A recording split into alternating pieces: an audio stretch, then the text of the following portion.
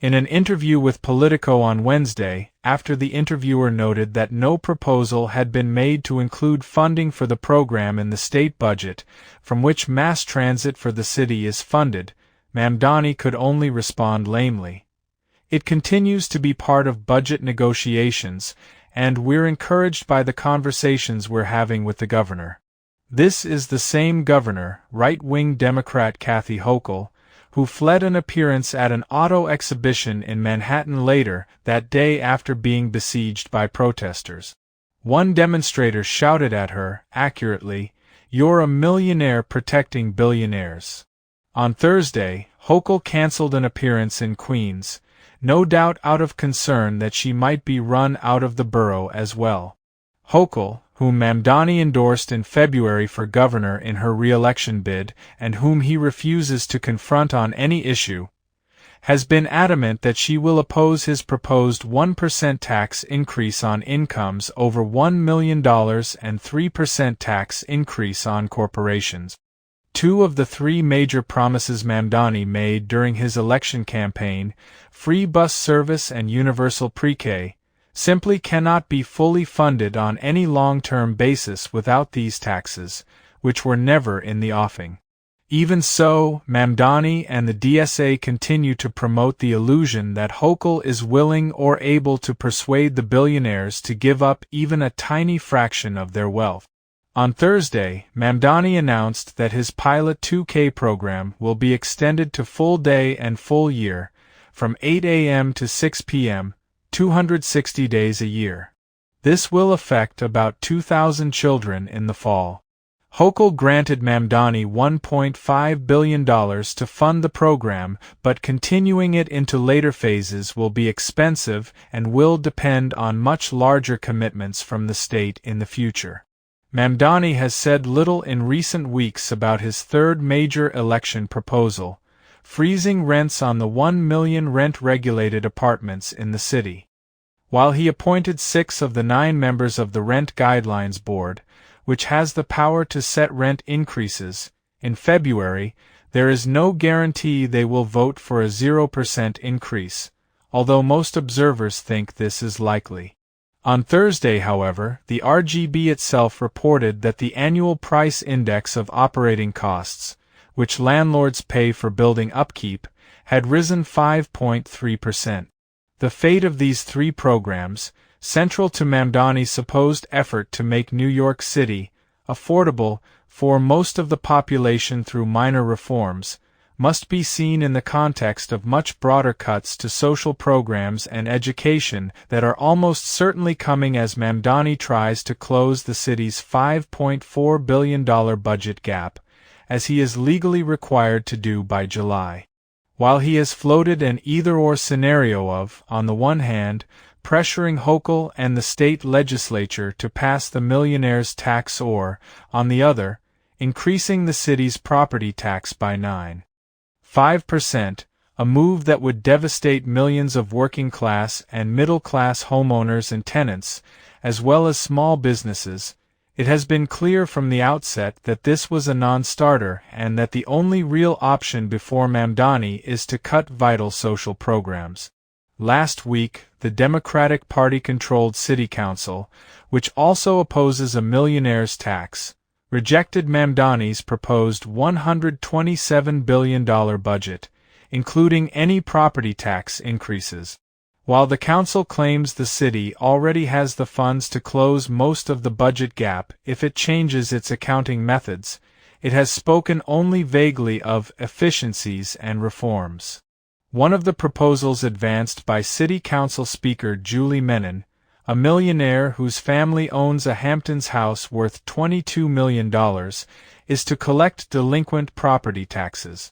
Some observers have noted that this would amount to an attack on working-class homeowners, since the city would sell the debts to Wall Street investors, who would then pile on fees and penalties and push many into foreclosure. Mamdani has already shown his willingness to renege on promises to defend working-class living standard.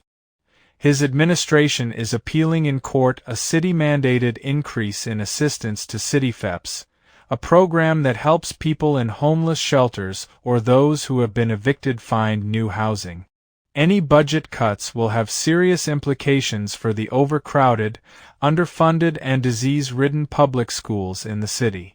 Last week, Mamdani proposed that the state legislature include in its still unfinished budget a reprieve from a legally mandated deadline requiring the city to reduce class sizes, since meeting the requirement would mean hiring more educators. The DSA has now been in power in America's largest city for 100 days.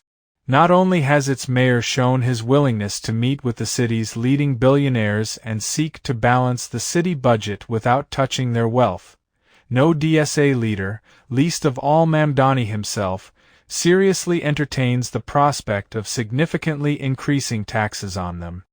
Instead, the DSA is preparing to impose the full burden of the fiscal crisis on the working class. To do so, the repressive apparatus of the capitalist state must function without restraint.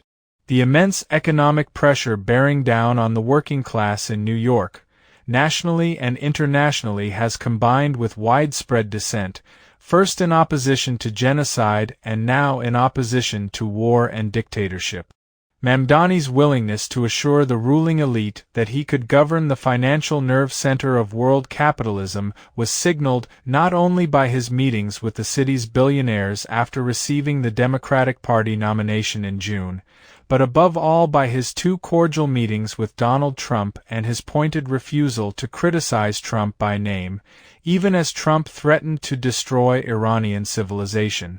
In one revealing episode, City and State reported on Monday that the Mamdani administration had ordered the city to scrub all references to diversity, equity, and inclusion from its 375-page preliminary racial equity plan.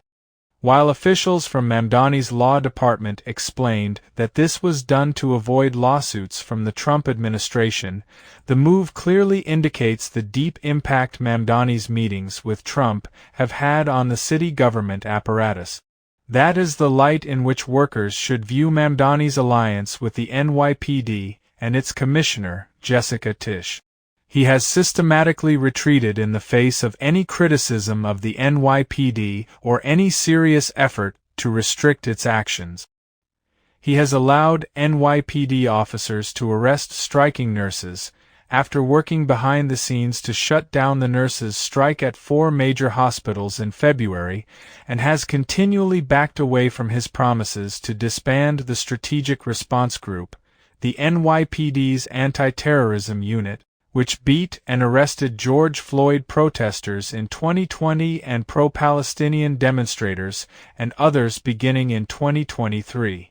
While Mamdani has repeatedly said that the SRG would be disbanded, SRG officers arrested protesters on Monday at Passover Seder in the Street, a Jewish-sponsored event, after demonstrators sought to block the doors of Palantir's Manhattan headquarters.